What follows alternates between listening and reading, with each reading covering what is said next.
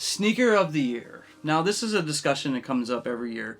And every year there's always a list, maybe between like 3 or 4 sneakers that are worthy enough to be considered for sneaker of the year for whatever reason.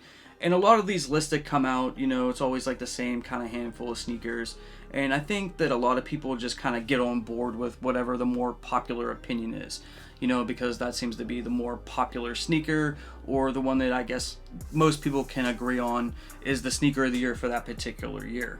And in today's video, I'm going to tell you why I think the sneaker that I think is sneaker of the year is sneaker of the year.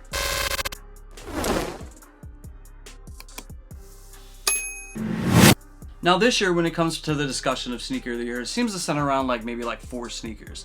And we're talking about the SB Jarritos, the SB Born and Raised, the Air Jordan 4 SB, and the Air Jordan 3 White Cement. Those are all great sneakers. They all look really great. I took many L's on all of those releases. I tried to get them all. I think they're all wonderful, fantastic. You can't go wrong with either of those, no matter what your personal opinion or your personal preference is to either 4 of those sneakers.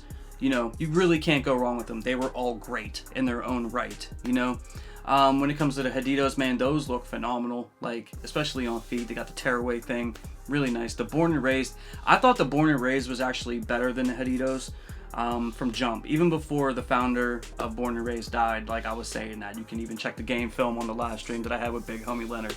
I was saying that from jump, that I thought that those were better. And then you have the Air Jordan 4 SBs. Now that one I liked. I liked it a lot. I thought it was kind of a lazy collaboration though, like Nike collaborating with another division of themselves. Kind of lazy, but still they executed it really well. You know what I mean? And when you look at those 3 sneakers right there, you cannot go wrong with that. And then you also have the Air Jordan 3 White Cement. And the Air Jordan 3 White Cement, in my personal opinion, is sneaker of the year for 2023. You can't go wrong with those ones, right? Those other releases, phenomenal. But this one right here, I think, was the best sneaker release of 2023, was the best sneaker to come out for a couple of reasons, and I'm going to share those reasons with you. And like I said, guys, this is my opinion.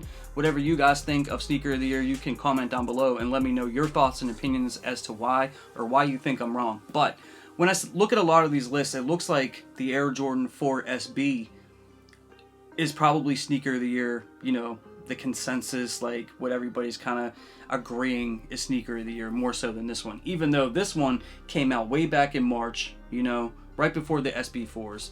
And this one right here, this is a classic OG colorway. At the time that this released, everybody wanted this sneaker. And this sneaker actually came with a lot of quality control issues. If you remember the elephant print on these, a lot of people were getting jacked up pairs, or this part didn't match the back, or even it was darker here and lighter there, and it still did really, really well. People still wanted the sneaker. And when you look back at the history of this shoe, whenever it debuted back in 1988, and the things that Michael Jordan did wear in this shoe, and on top of that, I believe that this sneaker right here is probably the most wearable out of all those 4 sneakers that I mentioned in this video. This one you can rock with pretty much anything. You know what I'm saying? And some people will say, well, yeah, it's just a basic, kind of a basic white sneaker. There's not really too much design to it and everything like that. That's a fair point.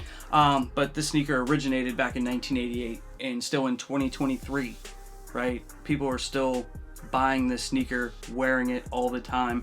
And even though it's not as new as the Jarritos or the Born and Raised or even the SB4, this is a classic shoe that has been going strong for 35 years.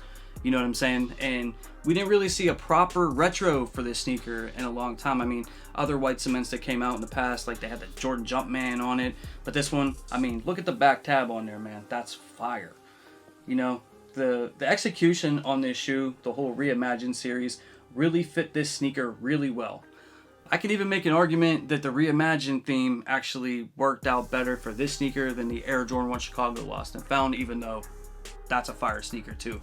But the whole aged midsole thing, and this sneaker right here, in my personal opinion, coming from somebody that loves Jordans, this one right here is sneaker of the year for 2023.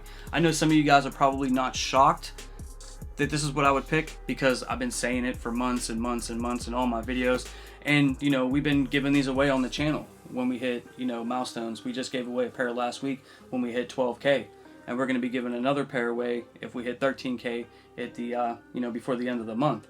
So because I felt like this was Sneaker of the Year, I also felt that it was important to get them in the hands of my subscribers, my channel members. Because this is Sneaker of the Year, I think this is an important shoe out of the whole lineage of Air Jordans. This one right here, I think, is definitely, you know, when you look back at Michael Jordan's career, it's definitely has some of the best moments. I mean, yeah, he didn't win a championship in this or anything like that, but man, if it wasn't for the Air Jordan 3, if it wasn't for Nike teaming up with Michael Jordan and Tinker Hatfield to design this shoe, we wouldn't even be having a sneaker community at this point, because Michael was going to leave Nike because he hated the Air Jordan 2 so much that, you know, he was going to walk, and who knows where he would have went. But because of this sneaker, because of this silhouette, and because of a colorway like this, you know, Michael Jordan stuck around. And today we're having this conversation, you know, and people are more into sneakers now today than they ever have been.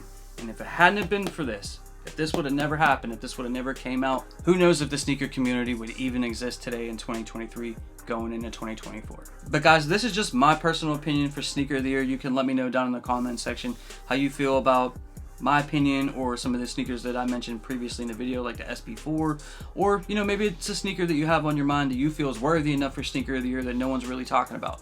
Let me know down in the comment section below. Other than that, I'd like to thank you all for your time, your attention, and all the support you guys always show me. You guys are the best. I'll catch you guys in the next one real soon. I'm out. Peace.